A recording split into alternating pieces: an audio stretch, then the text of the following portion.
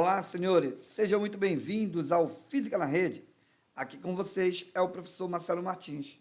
Nesta aula de hoje, nós faremos abordagem de 3 fenômenos sonoros importantíssimos. Antes de começarmos esta aula, eu já peço que, se você é novo por aqui, se inscreve no nosso canal, ativa também o sininho de notificação e não deixe de deixar o seu like e fica conosco até o fim desse vídeo. Compartilho com vocês também o nosso Instagram. Aqui eu fiz um recorte do nosso Instagram para ajudar na localização. O nosso Instagram, Física na Rede, professor Marcelo Martins. Lá vocês vão poder encontrar exercícios resolvidos, mapas mentais e resumo dos assuntos que são postados aqui no canal. Pessoal, nessa aula, nós abordaremos os fenômenos sonoros da reflexão do som, da ressonância e do efeito Doppler. Começando então com a reflexão do som. Imagine que aqui eu esteja em um auditório, onde tenha um palestrante e alguns espectadores. O palestrante, ao falar, o som ele pode tomar diferentes caminhos. Mas uma coisa é certa, existirá um caminho do som que vem da boca até o espectador de forma direta. Eu vou chamar então de caminho direto do som. E esse caminho direto do som gastará um tempo ΔT1 para chegar até o observador, e o som que vai sofrer múltiplas reflexões, ele vai gastar um tempo ΔT2 até chegar ao ouvido desse espectador. Pessoal, existe uma coisa interessante, que se essa diferença de tempo ela for maior, menor ou até mesmo igual a um tempo de 0,1 segundo, alguns efeitos poderão ser notados. Por que esse tempo de 0,1 segundo? Porque esse tempo é chamado de persistência auditiva. A persistência auditiva é exatamente o tempo que qualquer onda sonora fica no nosso cérebro. E essa diferença de tempo, ela pode ocasionar tipos de reflexão de som percebido por nós, caracterizado como reforço, reverberação ou então eco. Como é que então eu vou conseguir notar o reforço, a reverberação ou o eco? Muito simples, pessoal. Primeiro caso que a gente vai estar vendo aqui é, se a onda que vem por reflexão chegar aproximadamente ao mesmo tempo que a onda que vem diretamente da boca do palestrante até o nosso ouvido, se isso acontecer, nós iremos ter o chamado reforço sonoro. Qual é a característica do reforço sonoro? Primeiro que a gente vai perceber que os objetos estão muito próximos, a fonte está muito próxima do próprio observador. E nós iremos notar uma sensação no aumento da intensidade do som. Vocês já devem ter passado por situações onde você cantou no banheiro. E ao cantar no banheiro, além de admirar a sua voz maravilhosa no banheiro, você tem a sensação daquele som estar mais intenso dentro do banheiro. Porque o banheiro, ele acaba se comportando como uma caixa de reforço sonoro. Então, ele vai sofrer múltiplas reflexões até chegar no teu ouvido, e a sensação notada por você é de um aumento na intensidade desse som. Pessoal, agora, se existir uma diferença de tempo entre o que vem por reflexão e o que vem diretamente da boca do palestrante, se essa diferença de tempo entre o tempo maior e o tempo menor for menor do que o tempo que o som fica no nosso cérebro, nós perceberemos um efeito de reverberação do som. Como é esse efeito? Esse efeito ele é até meio que indesejável, porque nós iremos perceber que mesmo depois da fonte sonora ter cessado, parece que o som ainda fica, essa é a sensação que nós temos, que o som ainda fica no meio. Então, se isso acontecer, nós teremos um efeito de reverberação do som. Tá? É por isso que no cinema, pessoal, em geral, é colocado, né, tanto na lateral quanto também no próprio piso, um material específico, para que não haja esse incômodo do prolongamento do som. E isso aqui acontece quando o objeto, basicamente o refletor, estiver mais afastado do próprio observador.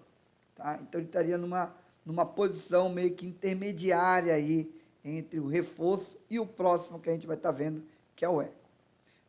Bem, já o fenômeno chamado de eco sonoro, ele vai acontecer quando o tempo que o som leva para refletir, comparado com o tempo que vem direto ao nosso ouvido, se essa diferença for maior do que 0,1 segundo maior ou então igual, tá, gente?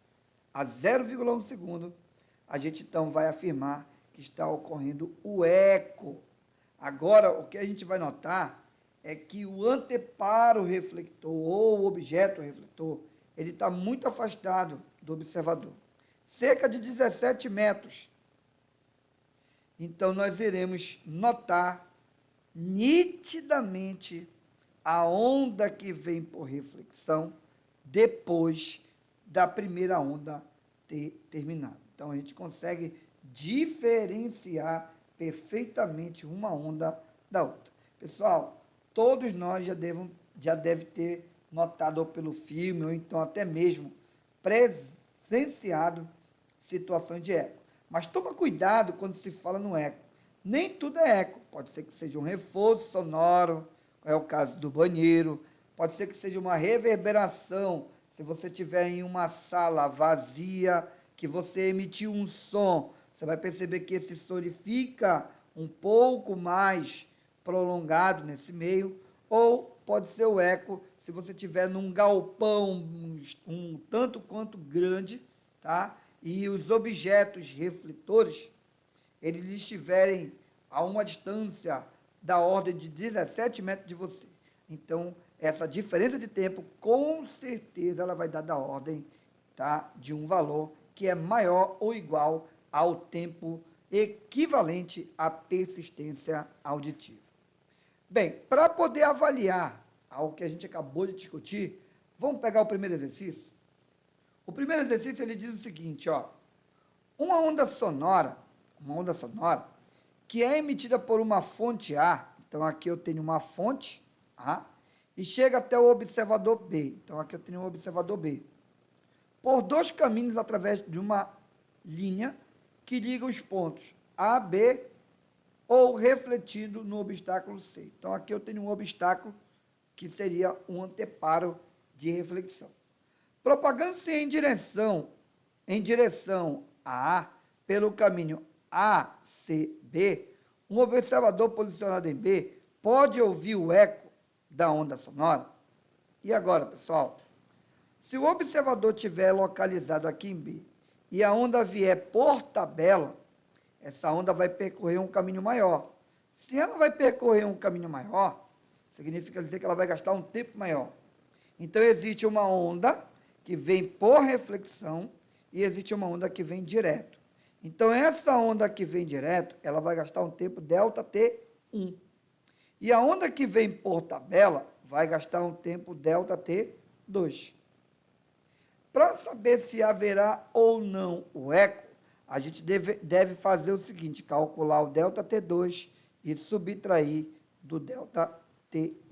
Essa diferença do tempo de reflexão pelo tempo da onda que vem direto da fonte é que vai me permitir avaliar se haverá ou não a formação do eco.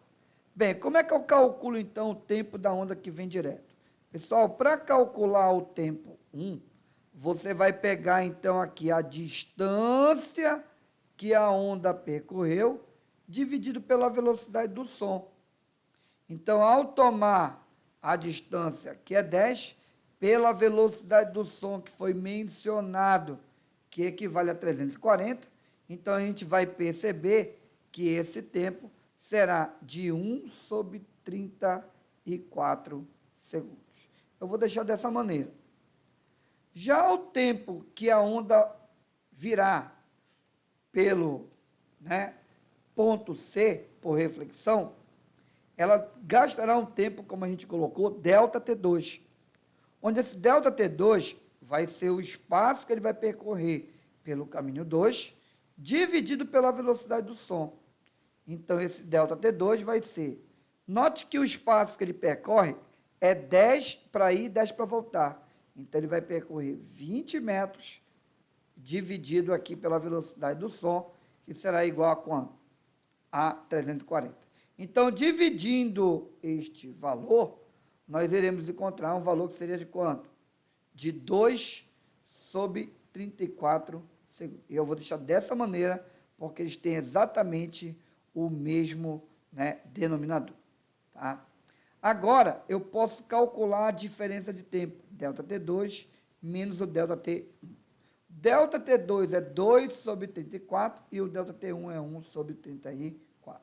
Quando a gente fizer essa conta, 2, olha, o mínimo aqui é 34, então vai ficar 2 menos 1, daria 1. Ou seja, o valor aqui encontrado é de 1 dividido por 34. Pessoal, esse tempo, essa diferença de tempo que a gente acabou de obter, ele é, em valores, para a gente poder ter um comparativo com o tempo da persistência aditiva, ele equivale a 0,03 aproximadamente. Olha o tempo que eu encontrei, 0,03. Esse tempo, pessoal, ele é menor do que 0,1 segundo. Ou seja, o ΔT2 menos ΔT1, essa diferença de tempo, ela acaba sendo menor do que o tempo da persistência auditiva. Para que o eco pudesse ocorrer, como a gente viu anteriormente, o tempo ele teria que ser quanto? Ele teria que ser, no mínimo, igual a 0,1, que é o tempo da persistência auditiva. O tempo da persistência auditiva é 0,1 segundo. Como esse valor é maior do que 0,03, então a gente poderia afirmar que não haverá a formação do eco. Lembra que ele está perguntando, a pessoa pode ouvir o eco? Não. Então a resposta poderia ser a letra B, letra D e letra E. Vamos ver a letra B? Não, pois a diferença de tempo entre o som direto e o som refletido é menor do que o tempo da persistência auditiva. Opa! Letra B, ok. Letra D, não, pois a diferença de tempo do som direto e o refletido é igual ao tempo da persistência auditiva? Gente, não é igual, é menor, não é isso?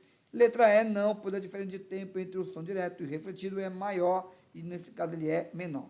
Logo, a alternativa correta seria a letra B de bola. Vamos lá, pessoal, para mais uma. Exercício 2. A reverberação é um fenômeno que ocorre com as ondas sonoras. Assinale as alternativas abaixo. Aqui representa a correta definição desse fenômeno. Letra A. É um fenômeno que pode ser observado quando há um movimento relativo entre a fonte sonora e um observador? Não, pessoal. Quando isso acontecer, a gente vai evidenciar lá na frente que é um efeito Doppler, então não pode ser a letra A. Letra B. Ocorre quando uma onda sonora é completamente absorvida antes de retornar à sua fonte original? Também não, gente. Temos aqui o fenômeno de absorção, né? C. É um fenômeno que surge em razão da reflexão do som, mesmo após a fonte sonora ter cessado sua emissão? Letra D. Surge quando uma onda sonora é transmitida entre dois meios de densidade diferente? Não, então aqui no fundo nós teríamos um efeito de refração e não de reverberação. E letra E, ocorre quando o som é capaz de contornar um obstáculo. Aí quando ele contorna um obstáculo, ele já tem uma aplicação de difração do som. Por isso que a alternativa correta, nesse caso, seria a letra C. É um fenômeno que surge em razão da reflexão do som e ele acaba persistindo no meio, mesmo depois da própria fonte sonora ter cessado. Lembra que a gente falou que a reverberação é um efeito de prolongamento do som no meio. Nos cinemas, para poder evitar esse prolongamento, eles acabam forrando a parede com um material de lã, né, ou até mesmo espuma. Então, a espuma acaba absorvendo o som e não reflete para o meio. Se não tivesse a espuma lá, o que a gente ia perceber é um desconforto sonoro muito grande numa sala de cinema. Então, esse é o motivo. No caso, ele reveste a parede com o objetivo de eliminar as reverberações sonoras. Pessoal, o outro fenômeno muito interessante que a gente vai analisar na aula de hoje é o fenômeno da ressonância. Nesse fenômeno, é importante a gente primeiramente compreender o que nós iremos chamar de frequências naturais. Todo e qualquer objeto, ele apresenta uma frequência natural de vibração. E essa frequência natural de vibração, uma vez perturbada por uma outra fonte, ela acaba causando uma vibração além do normal. E essa vibração além do normal é o que nós iremos chamar de fenômeno da ressonância. Tá bom? Então, aqui, acompanha este exemplo, pessoal. Eu tenho dois diapasões aqui, ó. O diapasão A e o diapasão B. Quando o diapasão A, digamos que eu chego aqui e dou um leve toque sobre o diapasão A. Esse diapasão A, ele começa a emitir um som. E esse som interfere na própria vibração natural do diapasão B. E como essa onda começa a interferir na vibração natural do diapasão B, e como eles são praticamente idênticos, eles acabam apresentando uma frequência de vibração muito próxima. E essa é a condição para que também ocorra a ressonância. A frequência de vibração de um tem que ser próxima da frequência de vibração natural do outro. E quando isso acaba acontecendo, a gente vai, então, notar que os dois diapasões acabam vibrando com frequências muito próximas, ou quem sabe até idênticas. Por conta da própria vibração do primeiro diapasão, que perturbou a frequência natural de vibração do segundo diapasão, que o fez então vibrar. Então não foi preciso eu aplicar uma força aqui para poder o diapasão B ele vibrar. Simplesmente eu já peguei aqui, apliquei uma forçazinha para produzir um som no diapasão A, e a perturbação desses impulsos energéticos provenientes da onda sonora é que vai simplesmente perturbar a estrutura de vibração natural do próprio diapasão B. E ele passa então a ressoar, ou seja, ele absorve essa energia, vibra na frequência próxima do diapasão A. Observa o seguinte exemplo que eu vou colocar aqui para vocês. Ó. O caso da taça, que quando é quebrada, quando uma nota de violino, ela é mantida, ou até mesmo quando uma cantora lírica mantém um tom.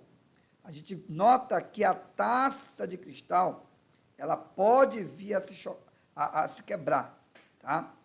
Isso acontece, então, quando o som, observa na figura aqui, ó, o som permite ser absorvido pelas moléculas que constituem o cristal, e eles vibram com frequência acima do permitido do seu estado natural. E o que acaba acontecendo? Essa vibração é tão intensa que ele não consegue ficar retido dentro da própria estrutura do metal, e ele vem a se romper, tá bom? É o que acontece também com uma estação de rádio. Numa estação de rádio, a sintonização dessas ondas sonoras, ou melhor, dessas ondas de rádio, constitui um exemplo aí de ressonância elétrica. Quando giramos, pessoal, o botão aqui, ó, do sintonizador de uma radiofrequência, ou seja, de um rádio, como esse aqui, ó, fazemos então com que essa frequência da própria corrente alternada do aparelho se torne igual ao que está sendo recebida aqui de uma determinada estação. E então provoca no mesmo, tá, o registro de som produzido. Então nós teríamos aqui um exemplo de ressonância eletromagnética, tá bom? E aqui nós temos aqui nós temos um exemplo da ponte de Tacoma, que foi um acidente promovido pelo efeito do próprio vento. No local onde a ponte de Tacoma foi construída, ventava de tal maneira que o próprio vento fazia os cabos vibrarem. E a vibração dos cabos foi tanta, mas tanta, que a própria ponte entrou em ressonância, ou seja, ela absorveu esses impulsos provenientes do vento, que produziu a própria vibração dos cabos. Os cabos vibraram de tal maneira que essa vibração não pôde mais ser controlada e a ponte veio abaixo. Então, pena aí que a ponte de Tacoma só teve uma vida útil de 4 meses apenas. Pessoal, hoje já construíram uma outra ponte que ficou no lugar dessa, tá? Uma ponte que obedeceu agora, né, às leis da física, levando em consideração a corrente de ar que passa por ali, tá bom? Então, são alguns dos efeitos promovidos pela própria ressonância. Bem, pessoal, para poder exemplificar a aplicação em exercício da ressonância, eu vou então destacar 2 exercícios aqui, ó. Para que um corpo vibre em ressonância com o outro, é preciso que, letra A, seja feita do mesmo material? Não necessariamente, eu tinha vento e tinha ponte. Eu tinha ar e tinha cristal, tá? Então, não são, às vezes, o mesmo material que vai promover o efeito de ressonância. Então, está fora, letra A. B, vibre com maior amplitude possível?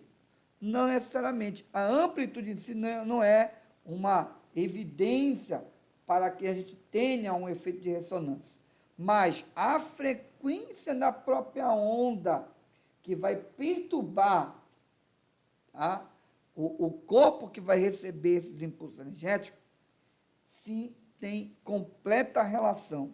Ou seja, a letra C diz assim, para que então nós tenhamos um efeito de ressonância, um corpo ele tem que vibrar com uma frequência natural igual ou próxima das frequências naturais do outro objeto. Então, se isso acontecer, com certeza nós teremos um efeito de ressonância, tá? Letra D, vibre com frequência maior possível? Não. Vibre com menor frequência possível? Também não. Então, a alternativa correta é tem que ter uma frequência de vibração próxima da própria frequência natural. O outro exercício, número 4, coloquei assim, ó. Comumente são vistas na televisão cantoras líricas que conseguem quebrar uma taça apenas com um canto. Indique entre os fenômenos apresentados a seguir qual explica o fato de a taça quebrar. Aí nós temos a ressonância, a reverberação, eco, reforço e efeito duplo. E a gente sabe, então, que no próprio exemplo que foi destacado, a alternativa A ressalta uma aplicação do fenômeno da ressonância. Pessoal, e por último, nós vamos aqui avaliar o efeito Doppler.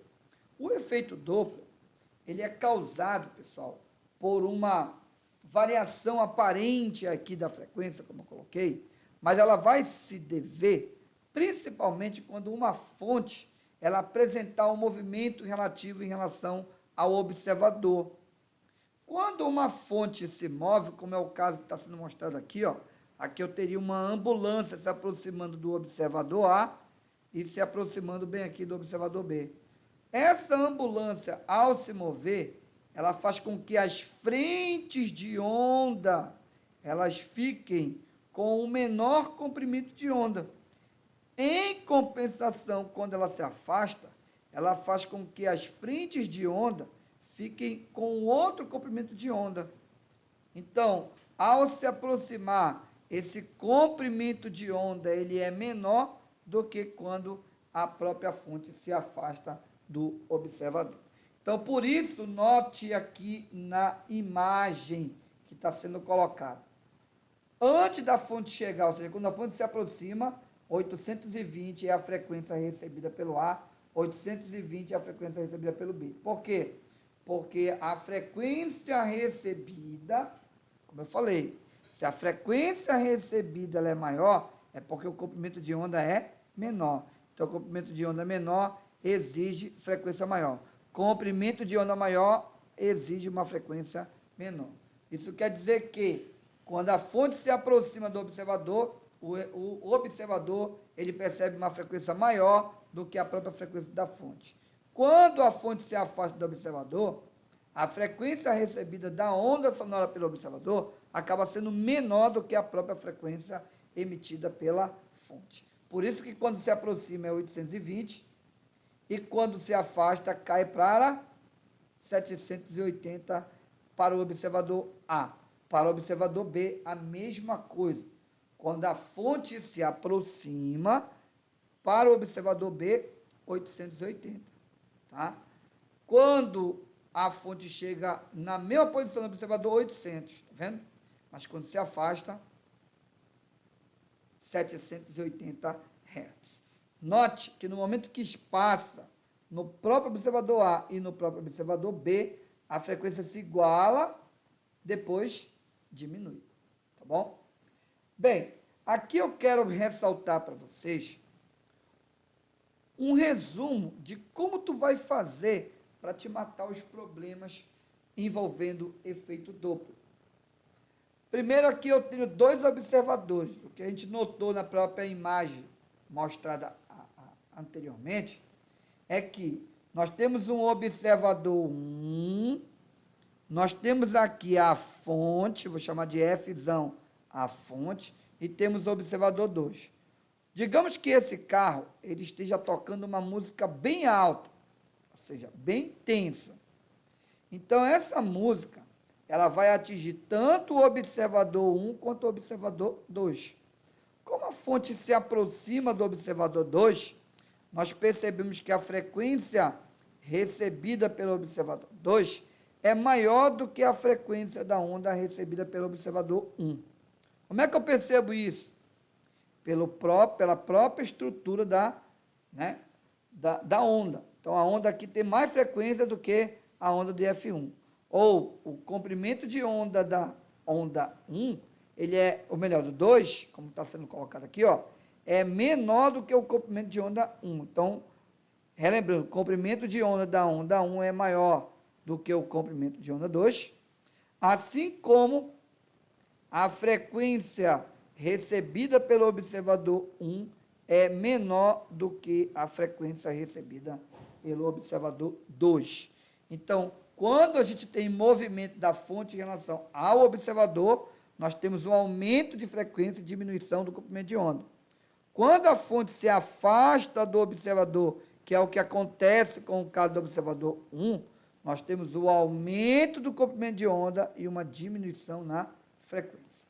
Pessoal, a equação do efeito Doppler é essa aqui. Eu sempre vou comparar uma fonte em relação ao observador. Então, eu vou pegar aqui, ó, FF é a frequência da fonte, tá bom? E FO é a frequência recebida pelo observador. VS é a velocidade do som e VF é a velocidade da fonte. Assim como VS a gente já sabe que é, e sendo que VO é a velocidade do observador.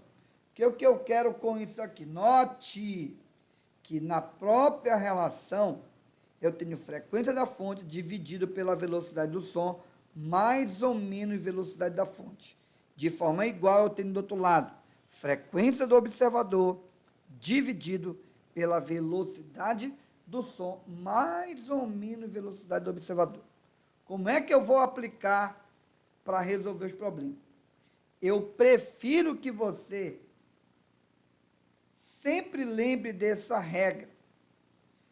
Pessoal, velocidade do observador. Se o observador estiver parado, meu amigo, parado, velocidade é zero. E não tem sinal. Você vai ficar a velocidade do som mais ou menos zero, não tem sinal. Agora, se o observador estiver se aproximando da fonte, tu vai usar o sinal positivo aqui na relação. Se o observador estiver se afastando da fonte, você vai usar o sinal negativo. É desse jeito que a gente vai trabalhar. Positivo quando o observador se aproxima da fonte, negativo quando o observador se afasta da fonte. Já a fonte em relação ao observador também é importante notar isso. Se a fonte ela se afastar do observador, você vai usar o sinal positivo. Agora, se a fonte ela se aproximar do observador, aí você já vai usar o sinal negativo. Então, mais uma vez, pessoal, o observador se aproxima, positivo, sinal do observador. O observador se afasta, negativo, sinal do observador. Para a fonte, é o contrário. Fonte se afasta é positivo, fonte se aproxima é negativo. Bora ver se você, então, conseguiu aí, né, memorizar essa relação para fazer uma aplicação numérica envolvendo o efeito Doppler. O primeiro caso que a gente vai ver aqui é uma situação teórica. Diz o seguinte, ó, um professor lê o seu jornal sentado no banco da praça, velocidade do observador zero, que está sentado no banco da praça. E atento à zona sonora, analisa 3 eventos. Primeiro evento, o alarme de um carro dispara quando o proprietário abre a tampa do porta-malas. Pessoal, se ele abre a tampa do porta-malas e dispara o alarme, em relação ao professor que está na praça, vamos ter efeito Doppler? Não, porque a gente percebe que ambos estão parados. Então, a frequência recebida pelo observador é a própria frequência emitida pela própria fonte.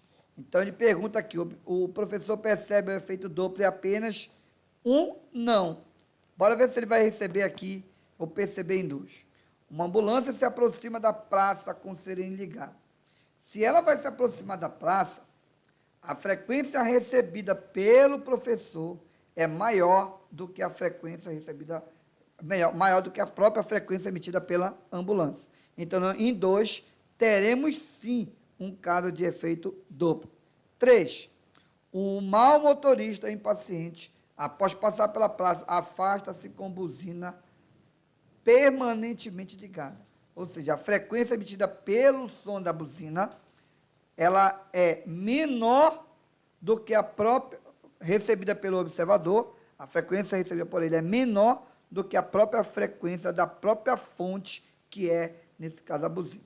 Então, a gente vai evidenciar o efeito Doppler, tanto na situação 2 quanto na situação 3. Mas situação 2 e 3 tem a letra D e a letra E. E agora? Pode ser letra D, assim como pode ser a letra E.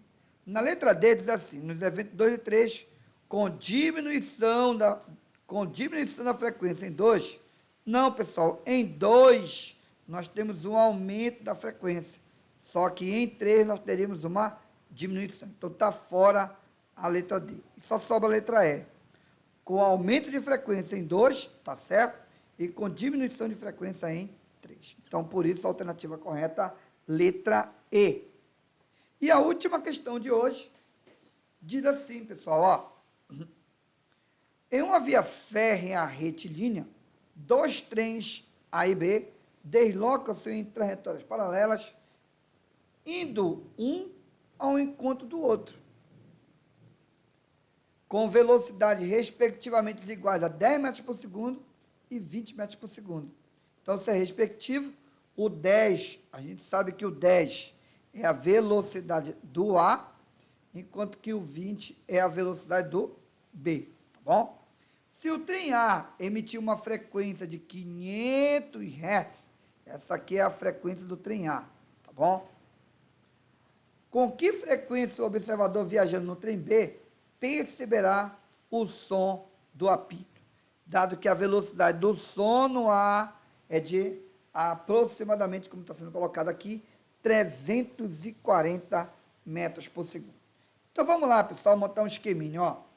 Aqui eu teria, suponhamos aqui o trem A e aqui o trem B. Velocidade do A, como a gente viu, 10 metros por segundo. Velocidade do B, 20 metros por segundo.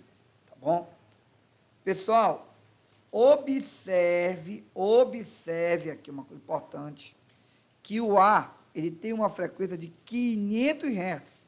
E o que ele quer saber é a frequência, tá, recebida pelo B. Não esquece que, nesse caso, o B vai estar fazendo o papel do observador. Então, pela equação do efeito Doppler, a frequência da fonte sobre a velocidade do som, mais ou menos a velocidade da fonte, é igual à frequência recebida pelo observador, dividido pela velocidade do som, mais ou menos a velocidade do observador. Bem, aqui então a fonte é o A e o observador é o B. A fonte emite uma frequência de 500 Hz sobre 340 é a velocidade do som e a fonte tem uma velocidade de 10. Não vou colocar o sinal ainda. Frequência recebida pelo observador, eu vou chamar de F0. Velocidade do som 340, mais ou menos aqui 20 seria a velocidade do observador, que nesse caso teria 20 metros por segundo. Note, pessoal, a fonte se aproxima do observador. A gente viu que quando se aproxima do observador, o sinal é menos. E a fonte está se aproximando, ou melhor, a fonte já se aproxima do observador e o observador se aproxima da fonte. Quando o observador se aproxima da fonte, o sinal é mais. Então, fica bem simples resolver. Vai ficar 500 sobre 340 menos o 10, 330, é igual à frequência recebida pelo observador que está em B, 340 mais 20, 360. Posso até simplificar esse zero com esse aqui, ó. Passando 36 para o outro lado, eu vou ter que a frequência recebida pelo observador que está em B será de 500 vezes o 36, dividido por 33. Ao efetuar essa conta, a gente vai chegar num valor aproximadamente de 545 Hz. Então, esse é o valor encontrado pela frequência recebida pelo observador que vai estar viajando no trem B. Então, com isso, pessoal, nós encerramos essa aula. Espero que vocês tenham gostado da aula. Não deixa de registrar aquele like. Pode comentar aqui no canal também, que assim que eu puder, eu respondo.